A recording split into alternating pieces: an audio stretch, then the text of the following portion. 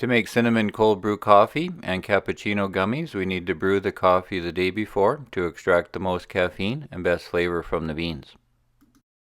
To make about 3 cups of regular strength cinnamon cold brew coffee, start with freshly roasted coffee beans. This brew uses coffee beans grown in Colombia and are a regular roast. Then use a spice mill or coffee grinder to coarsely grind 100 grams with a Ceylon cinnamon stick.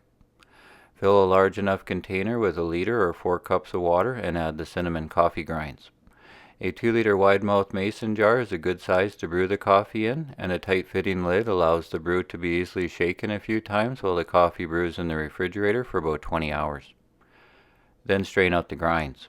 Stored in the refrigerator, cinnamon cold brew coffee will stay vibrant for a few days. To make half a pound of cinnamon cold brew coffee gummies, bloom 12 sheets of gelatin and quickly heat 200 grams of cinnamon cold brew coffee with 25 grams of icing sugar and bring to a boil. Then dissolve the bloomed gelatin into the coffee. Quickly strain into a squeeze bottle and allow it to cool for about 5 minutes or until cool enough to handle. Then carefully portion the hot liquid into the molds and refrigerate for 30 minutes before molding. Store cinnamon cold brew coffee gummies in the refrigerator for up to a week.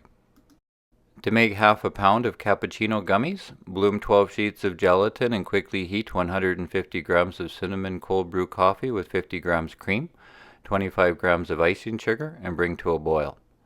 Then dissolve the bloomed gelatin into the coffee.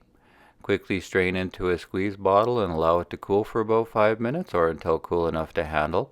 Then carefully portion the hot liquid into the molds and refrigerate for at least 30 minutes before molding. Store cappuccino gummies in the refrigerator for up to a week.